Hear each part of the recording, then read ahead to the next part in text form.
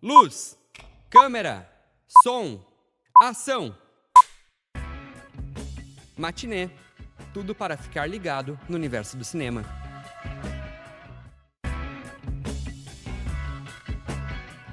Boa tarde! Está começando aqui na UniFM 107.9 o Matinê, um programa que te convida a viajar pelo universo do cinema.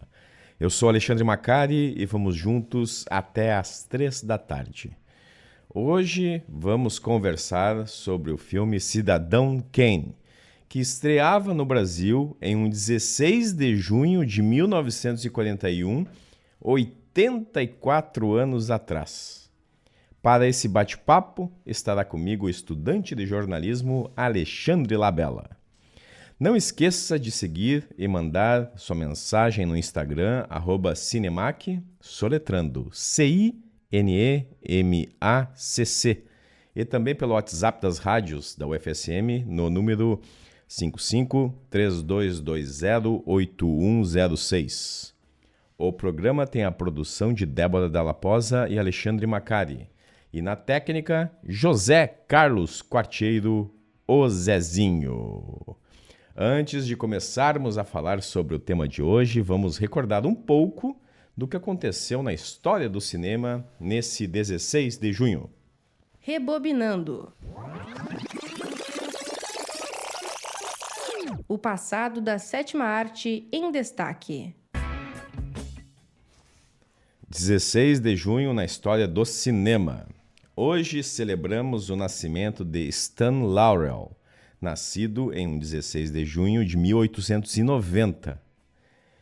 Britânico, talvez você conheça ele melhor como o Magro, da icônica dupla O Gordo e o Magro. E que fazia o Magro, ao lado de Oliver Hardy, o Gordo. Laurel começou nos palcos do Music Hall e foi colega de ninguém menos que Charles Chaplin, na trupe de Fred Karno. Chegou aos Estados Unidos com o mesmo grupo e não demorou para encontrar o caminho do cinema. Ao longo de 4 décadas, o Gordo e o Magro, Stan e Oliver, encantaram plateias ao redor do mundo em 107 curtas e diversos longas-metragens. Stan Laurel não era apenas um rosto engraçado, ele também escrevia, dirigia e moldava o ritmo das cenas com sua genialidade cômica. Em 1961, ele recebeu um Oscar honorário por sua contribuição à comédia, além de estar também com seu nome eternizado na calçada da fama. Hoje também marca o nascimento de Ariano Suassuna, em 1927, na cidade de João Pessoa, na Paraíba.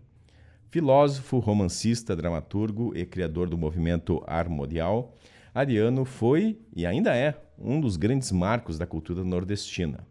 Autor de clássicos como O Alto da Compadecida e Romance da Pedra do Reino, ele mistura erudição e oralidade com humor e lirismo. Importante a gente mencionar que Ariano tem a sua obra baseada ao cinema e inspirada também para outras mídias, como produções para televisão e também rádio, com muita força. O caso de O Alto da Compadecida, que foi lançado em 1999 para a televisão, em 2000 para o cinema, e também tem edições para rádio. E é considerado um dos maiores e melhores filmes brasileiros de todos os tempos. Os aniversariantes do mundo do cinema de hoje são Daniel Brühl, autor teuto-hispânico, nascido em 1978, completando 47 anos. Você talvez lembre dele no filme Adeus Lenin. E ele brilhou também em obras como Rush, onde interpretou o piloto Niki Lauda, e no cultuado filme de Quentin Tarantino, Bastardos Inglórios. Na TV, ele interpreta o enigmático Dr. Laszlo Kreisler, da série O Alienista. A atriz brasileira Débora Nascimento também sopra velhinhas hoje. Fazendo 40 anos, ela é natural de Suzano e ficou nacionalmente conhecida como a Tessália da novela Avenida Brasil. Mas no cinema, ela já deu voz à personagem Jane, de Tarzan, e também foi musa no filme Rio, Eu Te Amo, e atuou em longas como O Olho e a Faca e Além do Homem. Há 50 anos, nas telonas de Santa Maria, nós tínhamos os seguintes filmes. No Cine Glória, passava Implacável Perseguição de Silvio Narizano, estrelado por Franco Nero e Contele Savalas. E um assalto que dá errado, rapidamente evolui para um sequestro brutal e imprevisível. Já no Cine Independência, era exibido o filme de Hong Kong, Os Três Magníficos do Karatê, dirigido por Chi Lo. Na trama, um jovem boxeador descobre em si uma força em comum, mas em vez de usar esse poder para o bem, ele cai na tentação do crime, colocando seus punhos a serviço do mal. O filme tem apenas 1h19 de duração e é aquele tipo de obra de pura pancadaria e que tem aquele combo perfeito para os fãs do gênero, né? Socos voadores, vilões caricatos e golpes amplamente coreografados. E no Cine Imperial, nós tínhamos uma sessão dupla com o filme de guerra Jogo Sujo, de André Detot, e que tinha Michael Caine no elenco, e em dupla com o faroeste espaguete 4 Tiros Sem Perdão, de Enzo Perry, e com Thomas Hunter interpretando o pistoleiro Whitey Shelby. Vamos ver agora o que nós temos de trilha sonora para o dia de hoje. Trilha sonora. Só de ouvir, passa um filme na cabeça. No último dia 11 de junho, faleceu Brian Wilson, icônico líder da banda Beach Boys. E nossa trilha sonora de hoje é dedicada a ele. Vamos começar com a música Kokomo, composta para o filme Cocktail, de 1988, e que conta com Tom Cruise no papel de um barman. No escurinho do cinema. Matinê, na Uni FM.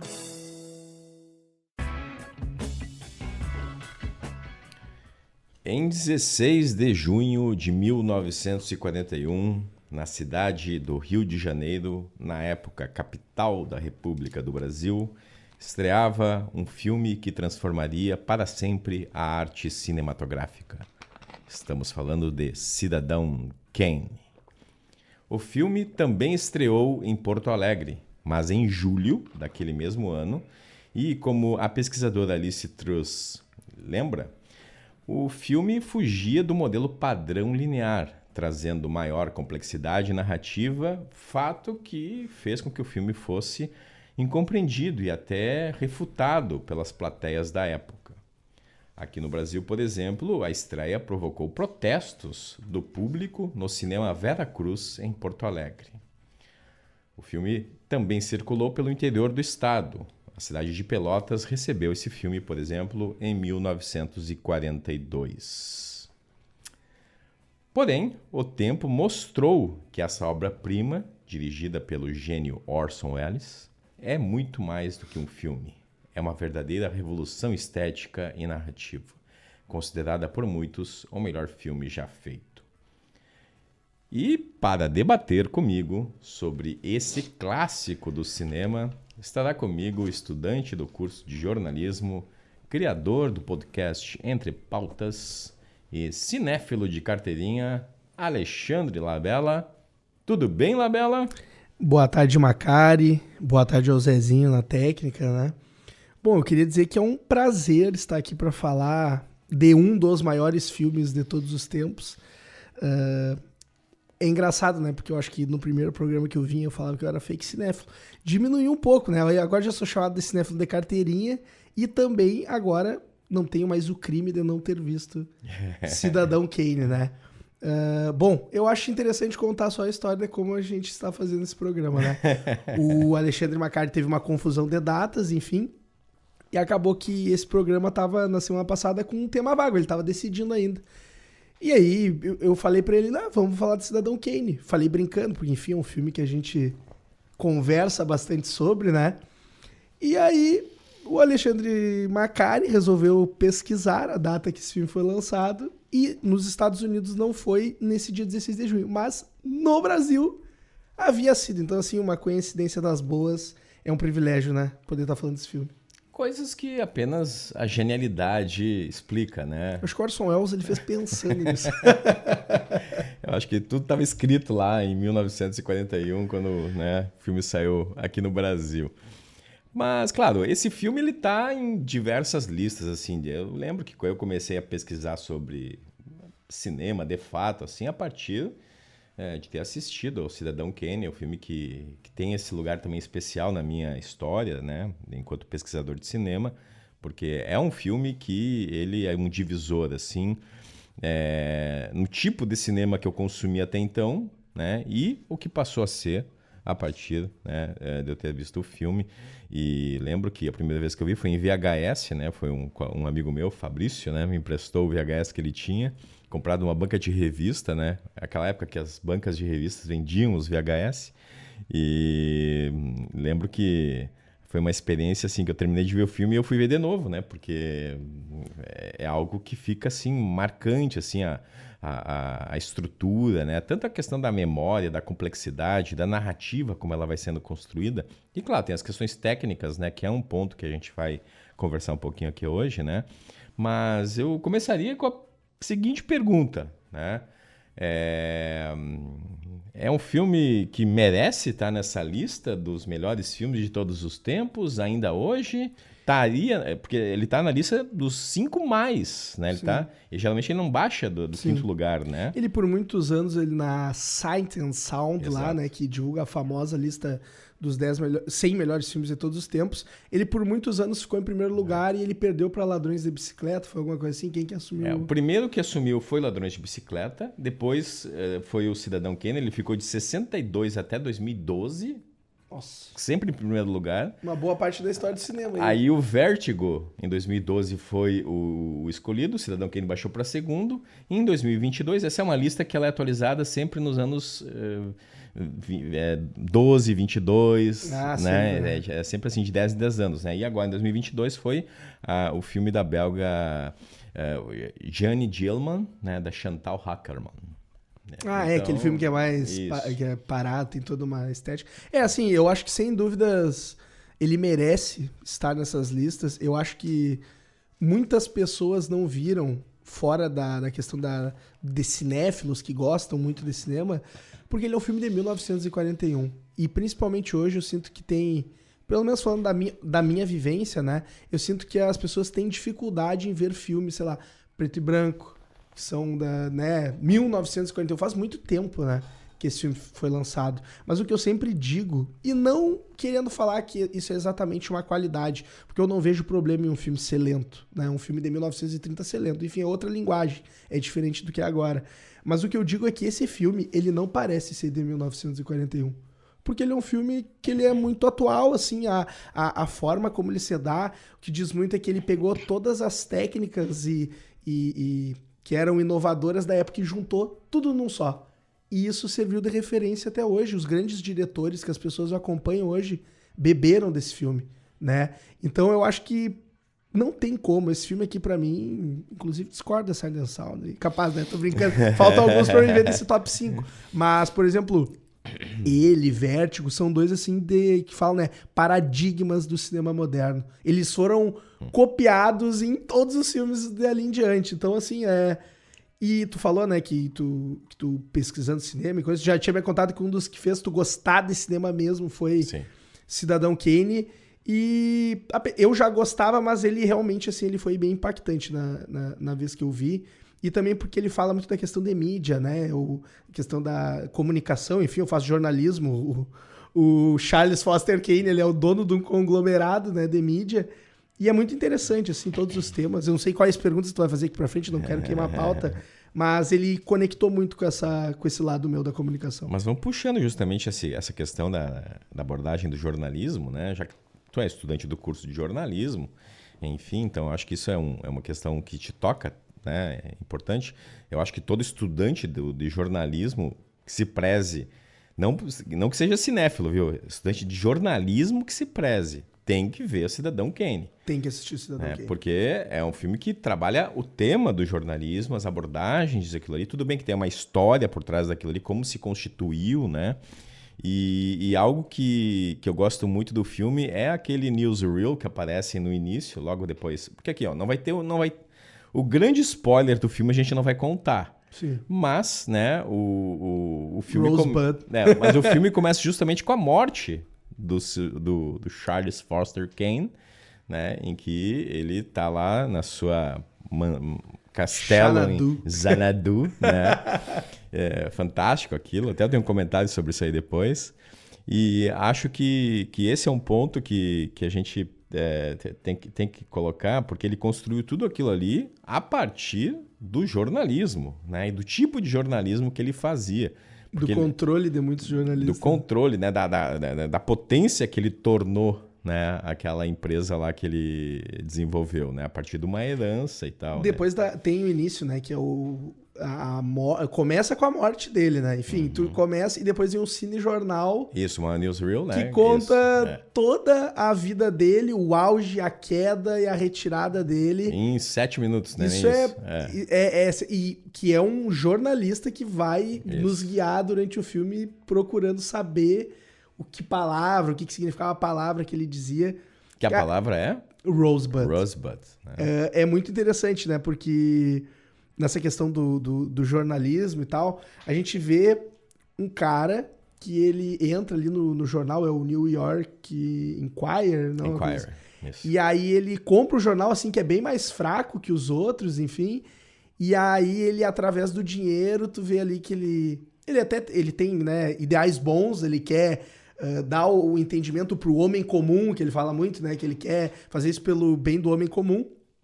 E aí ele tem certo momento que ele contrata os melhores jornalistas ali de Nova York, eu não me lembro, enfim, ele contrata um outro jornal. E aí ele traz toda a repercussão, os caras que eram respeitados pra ele. E talvez não de forma, como é que eu posso dizer, explícita, mas o filme mostra que mesmo desde o início, quando ele é um herói ainda, que ele exerce influência sobre aqueles caras que as pessoas leem, as pessoas ouvem. Então é muito interessante entender como é essa questão que o jornalismo, a gente aprende muito na ética de fontes, enfim, do que a gente vai falar, que é como um quarto poder, né, de falar para as pessoas o que está acontecendo, só que a gente vê que na nossa sociedade capitalista que a gente está inserido, ok, tu tem essa ética, mas tu tem que passar por um cara que está lá em cima. E no caso aqui é o Charles Foster Kane. O editorial comanda, né? O editorial é dele, ele faz, né? Qual é que é a lista que ele faz? Tem a lista de princípios, né? Que ele e tem toda uma questão, eu acho isso muito interessante esse filme, porque ele cria toda aquela lista muito que o americano defende, da liberdade de expressão, e aí ele, durante o filme, ele mostra as contradições, né? Tanto que o próprio Orson Welles, ele fala que em entrevistas, até tem no livro do Luiz Carlos Merten, que é o Cinema entre a Realidade e o Artifício, né? Me preparei para esse programa. E o Orson Welles, ele fala que o Charles Foster Kane, ele é o americano imperialista. Que é a visão do americano imperialista, que domina tudo, que quer ter o controle de tudo. Uhum. Então, assim, esse filme, assim, eu queria dizer, né? Eu me esqueci de falar nisso. Eu tenho certeza que eu vou terminar esse programa não falando tudo que eu quero sobre o Cidadão Kane. Porque são muitas coisas. Muitas coisas que eu nem enxergo. Eu teria que ver mais 10 vezes para tentar entender, né? E também não é a nossa ideia aqui, né? É uma memória aqui. Não vamos esgotar do conteúdo, porque Cidadão Kane, ele rende vários e vários debates em várias épocas diferentes. Né? Várias áreas, né? Várias áreas, né? O filme desde 41, né? Por exemplo, você vai pegar a área da história, né? Nesse cinejornal aparece lá, inclusive, todas as questões ideológicas que ele era tratado, né? Por uns era chamado de comunista, aí por outros era chamado de fascista. Inclusive tem na cena, né, uma imagem, uma montagem bem interessante, né, do Hitler com o Charles Foster Kane, né? Então, aquilo ali é sensacional. E tu vê o controle do discurso dele ali, né? Porque depois tem a guerra e ele falou que não ia ter. Isso, aquilo é sensacional. E o filme, só para situar, ele está em 41. Nós estamos falando ainda já no contexto de guerra, no contexto que ainda tem o avanço das tropas nazistas, né? Nós não tínhamos ainda a inversão das posições, né? Então era um mundo ainda muito provocativo que ele fez, né? E os Estados Unidos não tinham entrado na guerra ainda, né? Um ano depois ele entra. Ele entra no fim, isso, né? E aí no ano seguinte ele entra na guerra, né? Mas assim, então tu tem todos esses elementos, né? E E o que persegue o instinto do jornalista não é contar essa história, né, digamos, completa, porque é impossível contar uma história completa de uma pessoa, né, ali em 70 anos, em 7 minutos, né?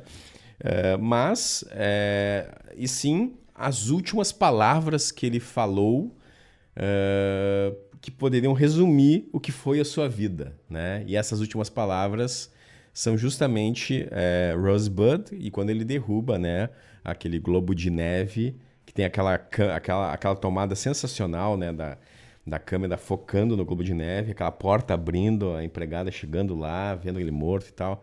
É sensacional, assim, a forma como o Orson Welles construiu todo esse quebra-cabeça, porque o filme funciona também como um quebra-cabeça, né? Eu acho que o pontapé inicial desse filme eu acho muito interessante, porque eles têm esse cinejornal, enfim, eles estão falando dos feitos. Eles estão falando ali de o que as pessoas já sabem, né? Um cara muito famoso, teve relação aí com vários poderosos, ele era um cara muito influente. Foi casado tantas vezes. Sim, foi casado ali, dizem da derrocada dele, porque ele ficou com a amante, enfim. E aí até a frase que abre um dos livros que eu tava lendo, que é sobre cinema, que na capa, junto desse Cidadão Kane, não basta contar o que o homem realizou, é preciso dizer quem foi ele. Que é o que o editor pede pro jornalista. Não, a gente não pode só falar dos feitos dele, a gente tem que dizer quem foi ele, né? E aí tem toda essa questão com Rosebud, enfim, que é interessante a gente saber que só nós sabemos exatamente, né? Só então, quem viu o filme vai saber o que é. Só quem viu o filme sabe o que significa essa palavra, é sensacional. Porque os jornalistas não encontram a resposta, né? Não, os jornalistas não. Isso é muito interessante. Outra coisa que o Luiz Carlos Merten fala é que essa talvez seja a sacada mais genial do filme. Porque o Wells ali, o que ele faz? Ele traz o conceito de que o filme só está completo com o espectador. E aquilo é só o espectador que sabe.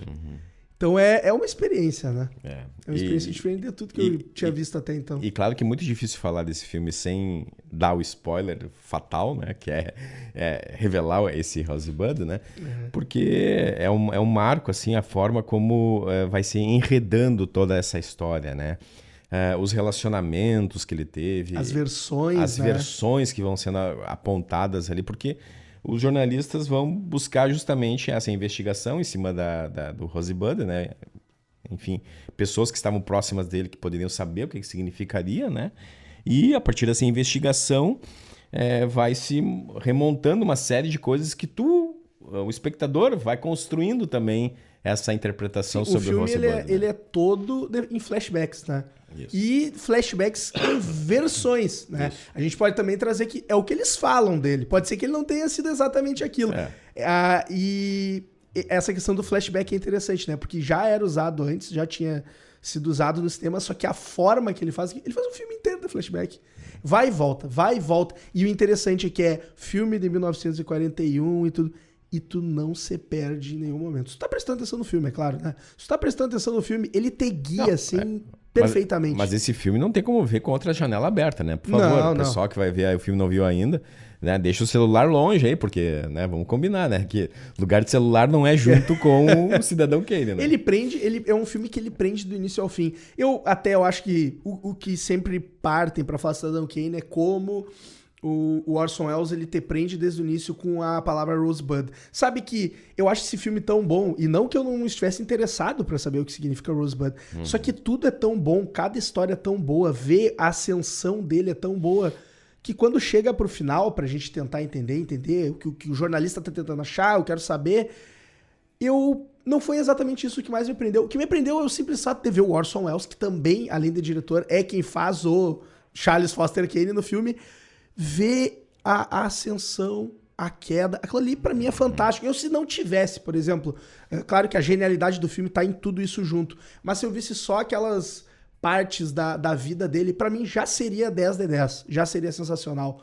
Porque assim, é maravilhoso, tu compra ele como um cara assim, ele consegue realmente, ele te faz gostar dele, te faz odiar ele. A questão do anti-herói, né, herói, anti-herói realmente Eu ia perguntar pra ti, ele é mais vilão ou ele é mais... Cara, assim, ele termina como um vilão, né, cara?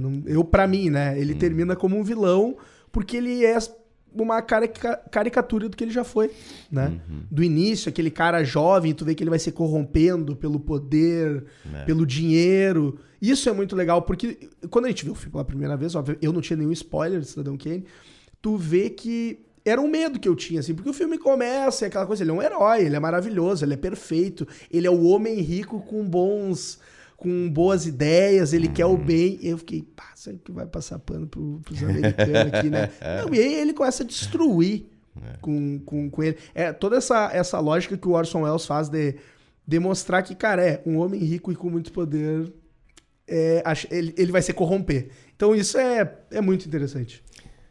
Labela, vamos ouvir agora mais uma música dos Beach Boys, né? Porque eu acho que é uma música que talvez não dialogue tanto com o Cidadão Kane, aqui no caso, né? Principalmente essa música que vai ser tocada agora, que é You'd Be Nice. You'd Be Nice. Música que está em diversas trilhas sonoras, mas que destacamos seu uso no filme Shampoo, de 1975, do Al Ashby, mas ela é tocada em vários outros filmes, né? Achei que tu ia trazer algum da trilha do Bernard Herrmann. Não. Eu só deixei pro pessoal ver o filme e aí sentir, né, a sensação vendo o Cidadão Kane. Mas vamos aí, mais uma do Beach Boys. Matinê. A cada filme, uma nova experiência.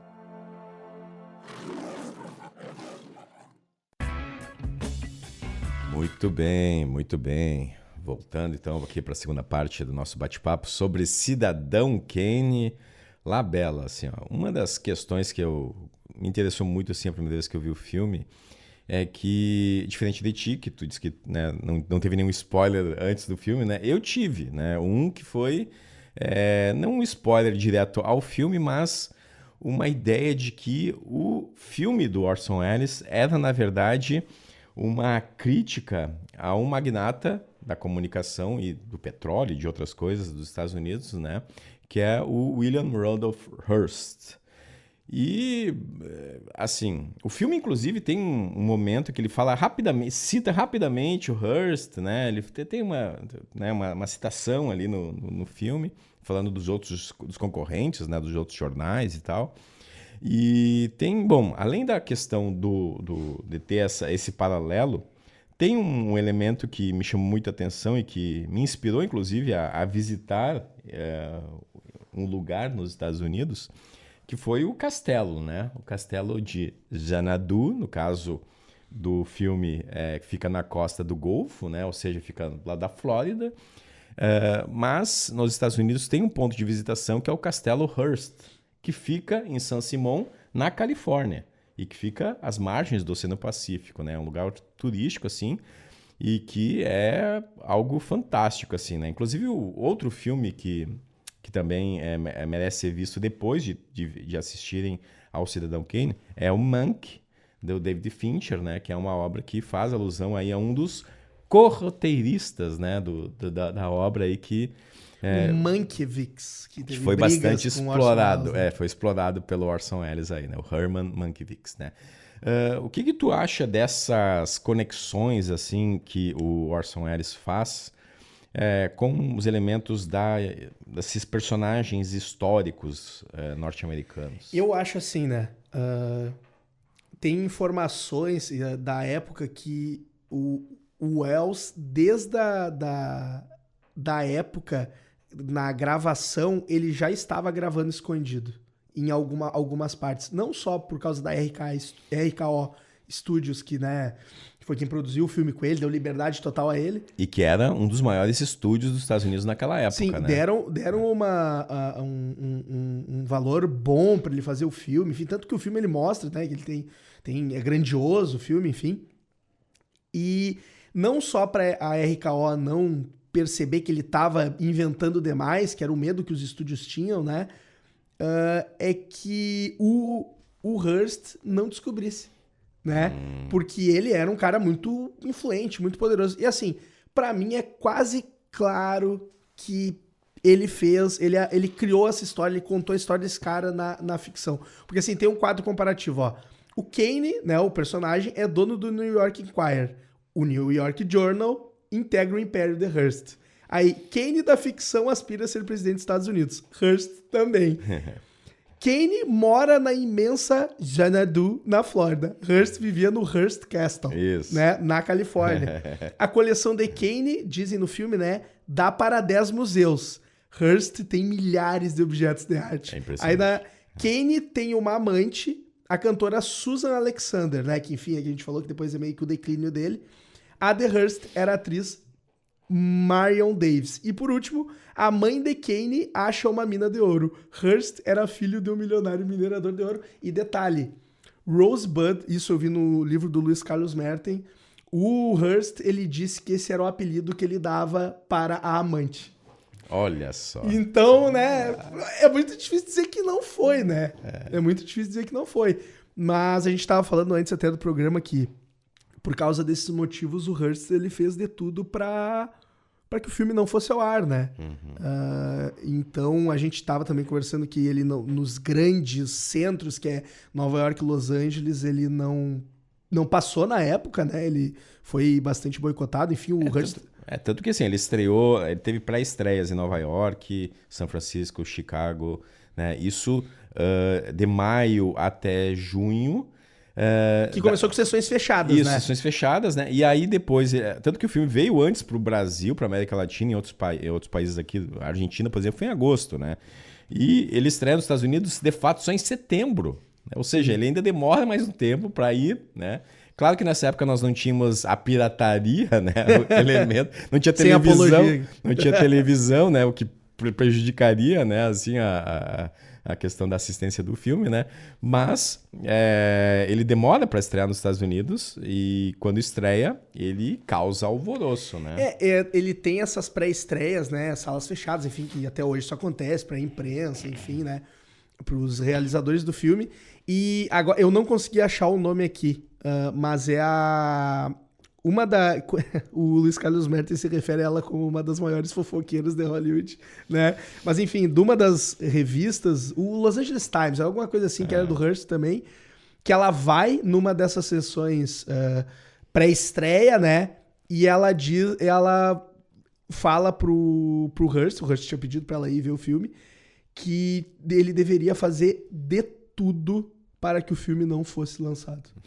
E tanto que em todas as revistas e jornais que eram do Hearst, houve boicote geral. Não se falava sobre Cidadão Kane, né? Então, assim, por mais que a gente diga que, enfim, né, o filme, ao longo da história, se provou o que ele é. Então, o Hearst, né? Infelizmente, né, Hearst, né? O filme, um dos maiores filmes da história, retrata a tua vida e quanto tu era um cara tão correto. Mas, enfim... É interessante ver que mesmo assim o filme ele foi a 6ª maior bilheteria do ano, porque eu acho que às vezes as pessoas esquecem disso, né? Mas ele foi a 6ª bilheteria, isso é relevante. O problema é que ele é um filme que era muito caro, né, pra época.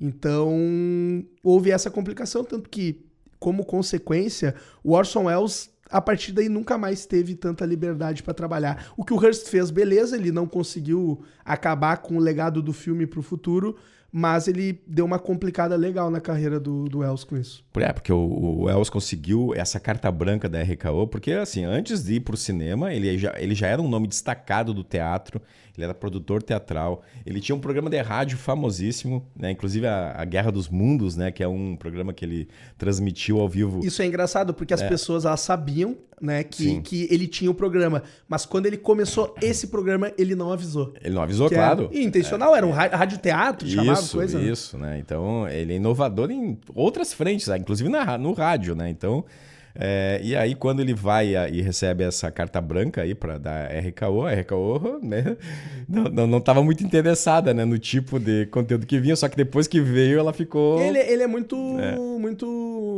Ele era muito famoso já, né? Ele era com 25 anos, sim, né? ele era um cara, assim, muito, muito conhecido, muito popular. É tipo assim, um cara estoura no teatro, um diretor de teatro, enfim... E aí chega ali um grande estúdio aí, isso acontece, né? Sim. Então é interessante, pro pessoal saber, né? Com 25 anos ele fez uma das maiores obras-primas do cinema. Eu com 24 anos estou aqui no Matinê e estou super satisfeito também. E eu com 40 e poucos também estou super satisfeito. Né? Bom, e o filme, né? A gente tem que falar, né? Ele foi indicado a 9 prêmios do Oscar, Foi o terceiro filme com mais indicações. Ele só ficou atrás do Sargento York, que teve 11 indicações, e do Como Era Verde Meu Vale, que teve 10 indicações, filme do John Ford. Inclusive, que foi o vencedor de melhor filme, melhor diretor. É o filme que tirou vários prêmios do Cidadão que é muito Kane, interessante tu trazer isso, porque o Hearst, dentro desse boicote que ele promoveu, ele também promoveu dentro do Oscar. Nesse ano, é um daqueles anos que o Oscar ele teve um extra de votantes, que várias pessoas, além de atores, roteiristas, se eu não me engano, foi 10 mil votantes nesse ano. Então isso facilitou pro Hearst chegar em pessoas de menor influência para dizer, não vote Cidadão Kane, não sei o quê. Ele ganhou só o roteiro, né? Ganhou o roteiro, né? Foi o único que não concorreu contra o Como Era Verde Meu Vale também. Se não era capaz, né? Porque né, uma outra categoria de roteiro, o roteiro original, o Como Era Verde Meu Vale era adaptado, né? E assim, também Qual que é melhor, Como Era Verde Meu Vale ou Cidadão Kane? Olha, eu gosto muito de Como Era Verde Meu Vale, eu não posso ser detrator. Não, sem desrespeito, mas, né? Mas assim, ele bota o peso desse cinema tradicional, linear, uma história muito bem contada, envolvente, uma história de família, né, e de trabalhadores, que é o Como Era Verde Meu Vale. E o outro, ele vai para uma estética, né, que rompe tudo. Do cinema moderno, né, que vai alterar boa parte aí do que vão pensar sobre fazer cinema, influenciar inclusive o pessoal lá da Caia do Cinema mais tarde, né, o pessoal da Nouvelle Vague francesa, enfim, vai ser aí um marco. Esse foi um dos filmes que rompeu com até um rancinho, que às vezes eu sinto que os franceses têm de alguns filmes hollywoodianos, né? Esse aqui é o que rompe, Cidadão Kane, né? Mas eles gostam, viu? Eles falam... São chatos, mas gostam. É que é um pouco do bairrismo francês também, sim. né? Isso acontece muito. muito. De inventores do cinema. Mas, Labela, e se rompe por uma questão, claro, da narrativa, que a gente já falou aqui, né? Das questões, né? Da história, como ela é contada a partir do flashback e tal, mas também por uma questão estética muito forte, né? O que tu traz pra gente das questões formalistas aí desse filme? Né? Como é que tu tinha falado do plano aquele que a gente tava conversando antes, que pega... Profundidade de campo. A profundidade de campo é, pra mim, a coisa que mais me surpreendeu nesse filme. Sim, a questão da estética, a primeira coisa que bateu em mim foi isso. Uma das cenas iniciais, quando o Charles vai ser, né, entregue para um grande empresário, né, como... eu não sei, como um padrinho dele, para guiar ele nessa riqueza, né, enfim... E tá a cena da mãe e do pai falando com esse grande empresário. Enfim. No primeiro plano, né? No primeiro plano. E de fundo, lá no janela. fundo, tem a janela e fora da janela tá o Charles Foster Kane. Brincando com o trenozinho. Brincando com o trenozinho. E isso aí é a primeira coisa que me impacta. Mas a gente também, falando no intervalo da questão de sobreposição de imagens que ele usa, os planos longos a todo momento tem no filme. E não é maneirismo, né? É situação de cena. Por exemplo, tem um momento que ele tá... Enfim, né? Quando ele tá concorrendo a governador, ele tá saindo lá daquele local, aquele palanque dele. E aí tem várias pessoas e a câmera, ela sai, ela abre a porta e ela vem sem cortar. E vem pessoas falar com ele. E é um show de tudo, né? Porque quando a técnica, essa questão dos planos longos, a profundidade... Os atores, eles têm que ser muito bons também, né? Essa questão, porque o Orson Welles, né? Ele sai ali conversando, ele tá todo momento dentro do personagem. Eu admiro muito essa capacidade de tu estar muitos momentos em cena, muito tempo em cena, porque a gente vê em vários filmes, assim, de Netflix, Prime Video, que, cara, são trocentos cortes. E muitas vezes as pessoas xingam o diretor, mas muitas vezes é porque os atores não têm capacidade de ficar por mais tempo com o diálogo decorado e interpretando. Então eu valorizo muito isso nesse filme. E tem uma questão que eu gosto só de destacar também, que é a genialidade dele em mostrar a deterioração do primeiro casamento dele a partir do café da manhã. Que ele coloca em sequência, assim, ó, acho que umas 5 sequências do casal tomando café da manhã, do início do relacionamento até quando já não estão se aguentando mais, né? E aí a última parte é ele lendo o jornal que ele edita, né? E a esposa lendo o do concorrente, né? Aquilo ali eu acho... Assim, ó, fantástico, né? A forma que ele constrói. Aquelas situações que tem momentos que a câmera tá no local e ela tá saindo, né? Enfim, eu acho que até do jornalista que tá investigando a vida do Kane, ele vai entrevistar a amante, que depois se torna esposa dele. Aí a câmera tá ali, tem todo o flashback, enfim, dessa relação do Kane com ela. E aí a câmera vai saindo pro alto, que eles estão ali conversando no restaurante. E aí tem uma sobreposição de imagens, que é como se a câmera se transportasse de dentro pra fora do prédio. Aquilo ali numa naturalidade. É um filme de 1941, né? Isso também... todas essas invencionices, né, do Kane, tem que falar... Como é o nome do diretor de fotografia? Greg Toland. O Greg Toland, esse cara, assim, ele é... Olha, eu acho, assim, esse é um dos filmes, se não com a melhor fotografia que eu já vi em toda a minha vida. Tem a questão do teto, que aparece muito, né, que ele rompe totalmente com o cinema que era feito na época, por causa da questão das aparelhagens de som e luz, que como os filmes eram muito mais parados, a iluminação ficava muito de cima, microfones, enfim. E a todo momento no Cidadão Kane tem essas filmagens de baixo pra cima, assim, até como o Kane como um gangster quase, assim, né? Isso. Então, e eles tiveram que desenvolver coisas pra conseguir fazer essas tomadas de baixo pra cima, para que não pegasse a iluminação, enfim, né? A iluminação que é feita do próprio estúdio, ali do momento, né? Para não estragar a experiência. Então, assim, são muitas coisas que a gente entende, quando a gente começa a pesquisar, a gente entende por que o filme é genial. Ele rompe barreiras, ele junta tudo que já era feito de muito bom, junta tudo e larga pro cinema moderno. Ó, é assim que vocês vão fazer a partir de agora. Eu acho que agora a gente está preparado para convidar as pessoas para depois escutar um Entre Pautas podcast especial sobre o Cidadão Kane, né? Cara, que isso. Que lá a gente vai poder conversar sem limite de tempo, né? É verdade. Infelizmente não tem ainda. Se eu soubesse dessa data antes, né? Mas enfim. E no mesmo... E interessante, né? Ele lança nessa semana, que é a mesma agora que a que vai ter o Dia do Cinema Brasileiro, que eu acho que é a quarta. 19, Dia 19, Dia do Cinema Brasileiro, né? Então, mas só para te dizer que hoje, no dia de hoje, também tem outro filme comemorando o lançamento de 65 anos. É um filme do senhor Alfred Hitchcock chamado Psicose. Foi lançado também no 16 de junho, só que nos Estados Unidos. No Brasil ele vai ser lançado só em novembro. Eu queria dizer que 16 de junho é um dia abençoado para o cinema. Labela, obrigado por ter feito esse bate-papo conosco aí hoje. Eu que agradeço, como eu disse, é sempre um prazer. E também, como eu disse, muitas coisas ainda podiam ser faladas, mas esse é o fardo e o privilégio de falar de um grande filme desse, né? E traremos aí o Labela novamente para conversar sobre outros clássicos do cinema aí em breve, né? Vamos agora ao nosso Giro do Cinema. Giro do Cinema. Tudo o que acontece no mundo dos filmes.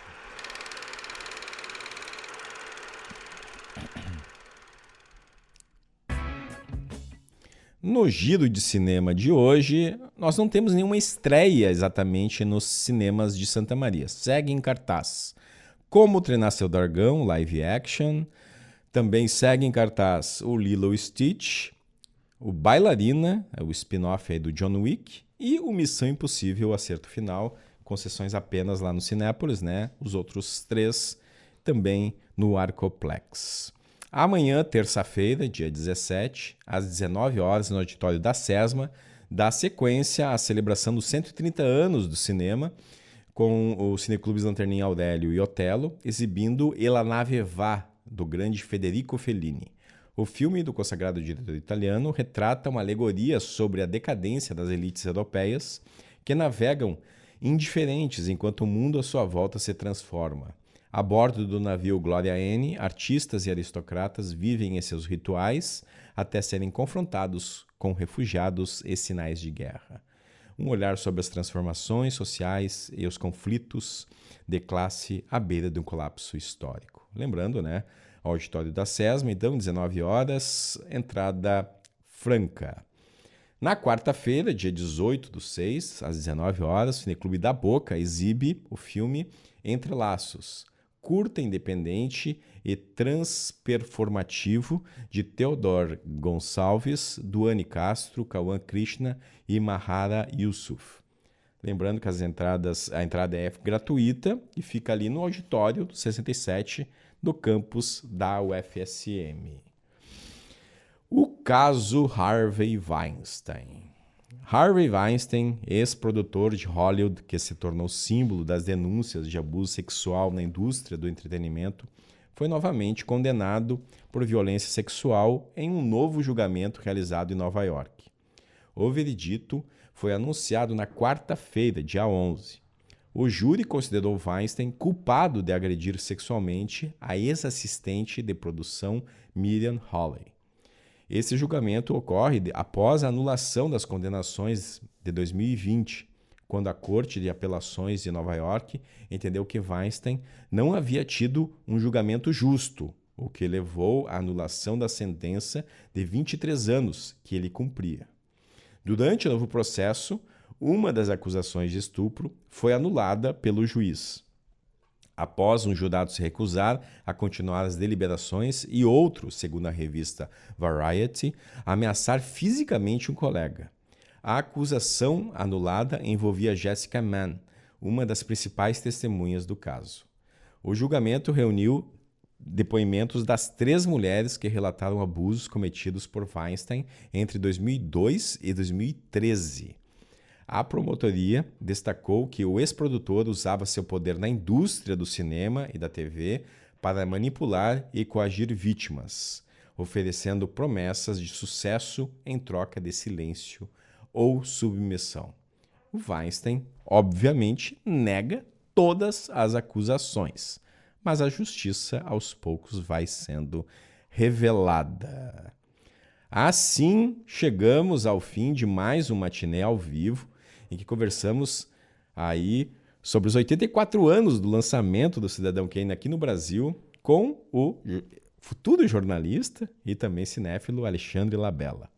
Você pode ouvir este e outros programas anteriores no YouTube, @Cinemac3, no Spotify, @Cinemac. Não esqueça de nos seguir no Instagram das rádios UFSM, @rádios UFSM e também no @Cinemac, para ficar por dentro de assuntos relacionados à sétima arte. Nossa próxima sessão será no dia 23 de junho. Encerramos o matinê de hoje com a música God Only Knows, de The Beach Boys, em homenagem que fizemos ao grande Brian Wilson, que nos deixou semana passada, e que está, música essa, no encerramento do filme Bug Nights, Prazer Sem Limites, de 1997, de Paul Thomas Anderson. E lembre-se, né? Cuide da sua saúde e assista a ótimos filmes. Corta! Você acompanhou Matinê, tudo para ficar ligado no universo do cinema.